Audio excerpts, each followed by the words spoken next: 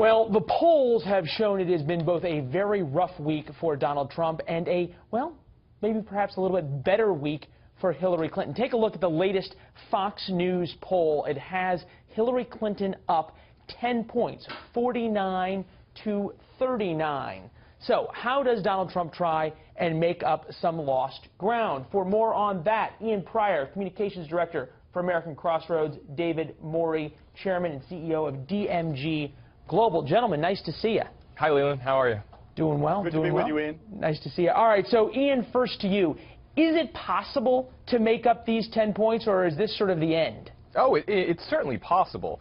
You know, the question is, when is it going to happen? I mean, Donald Trump needs to stop throwing the ball to the other team. We're in August. These things have happened before where he's gone off message or he's been undisciplined, and he's been able to recover. And let's be honest here. He is not running against a strong candidate. Wait, no, Ian, you say he's been able to recover, but never before, even in the primaries, has he gone through a time where his poll numbers just plummeted like this. Well, again, let's look at the DNC bounce that Hillary got, and we had 10 days, which I'm not going to sugarcoat it, were probably the worst 10 days of Donald Trump's campaign. But once we get into September, things could be different. He's going to have to work harder at staying disciplined. He's going to have to start airing ads. That's one thing that he hasn't been doing. We saw a big missed opportunity here with Hillary Clinton coming out and lying to Chris Wallace. That should have been supplemented with ads from the Trump campaign by Monday. The fact that it wasn't is concerning, but if he can get up there with a paid advertising campaign, he can make up some of this ground. Yeah, and we just saw an ad come out late yesterday afternoon from them on this very issue.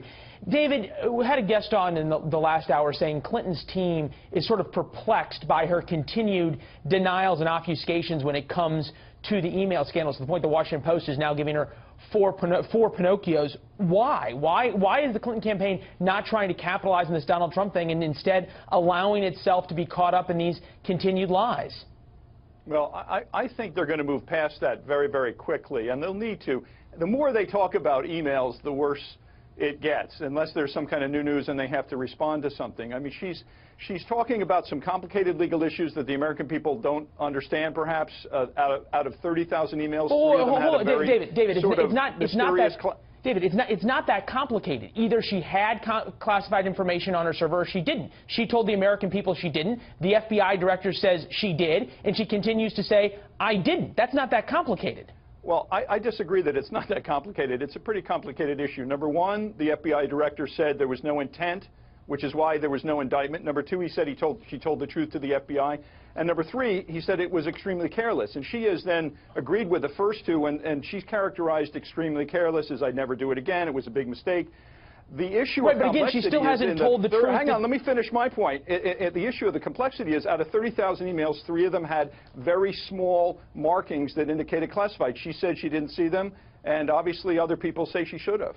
Ian, why are we not hearing Donald Trump just hammering away at this issue and saying, look, if the FBI director calls you careless, how can you be president, and on these kinds of things? When Trump's on the stump, we don't hear about these issues. Why not? Well, we should. I mean, I think the problem is that he's getting distracted with all these other side issues. If I were to advise Donald Trump, I'd say you should be talking about 4 things on the stump, right? The economy, national security, immigration, and Hillary Clinton. And that's it. If you're not talking about those 4 things, you're not winning. Those 4 things are ripe for Trump, and he needs to be focusing every single bit of his energy on that, not getting in fights with, members of House leadership or incumbent senators running for re-election. Or Gold Star families. Exactly. It's interesting when you look at sort of a deeper dive in these poll numbers. We know Team Clinton does a lot of polling. We know Trump says, why should I pay for polling when the media does it for him? We've done a little bit of polling, put some of these numbers up. Honest and trustworthy. Noteworthy that only 36% of the American populace trust whoever the next president is going to be, whether it's Clinton or Trump. Same number there. About 2/3 say they do not think the next president will be honest and trustworthy. So why the big difference between Clinton and Trump in preference? Take a look at the next poll. Who has temperament to be the next president of the United States? Clinton, yes, she has the temperament, 64%. Trump only has 37% of Americans saying that he has the temperament to be president. Interestingly enough, about 37% of Americans support him in the latest Fox News poll.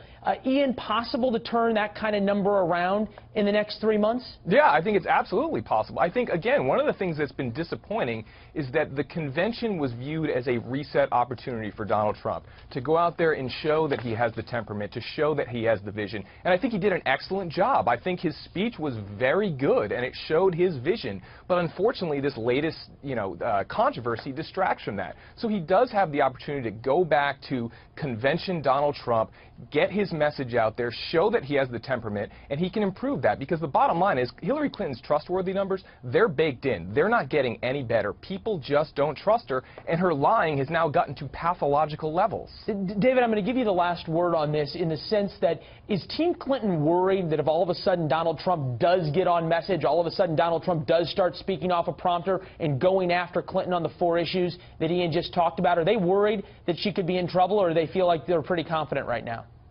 No, they should be worried because operating as an insurgent, which is the way to win a campaign, we have found, and the ones that we've won, is the only way to operate. You've got to be a little paranoid. I mean, both candidates are unelectable in some ways. Donald Trump has a 63% unfavorable, as you said. She has a 55% unfavorable, Hillary Clinton. So you got to kind of get relatively better in terms of the unfavorables. Donald Trump is, he's got to reboot now. You can actually lose an election in August unless he reboots. And I'm agreeing with what my colleague on the other end of the wire, the TV wire here. You've got to reboot. He's got to get the message discipline that Newt Gingrich talked about. If he talks 1% of the time about the Khan family, Russia, Paul Ryan, Judge Carriel, the media will cover that 80% of the time. So he's going to have to really get much more disciplined and do an actual reboot of his trajectory to win this election. It's his election in some ways to win. I'm agreeing with, with what you're both saying. 82% of the American people are angry. They say wrong track. It's a very hard election for a natural sort of incumbent, in some ways running for a third term of Obama, if you will, to win that election. So, in some ways it's Trump's to lose. Well, and some folks would say that we'll see a new Donald Trump on Monday. We've heard that before. Time will tell. David, Ian, appreciate it, guys. Thank you. Thanks a lot. All right. Thank you.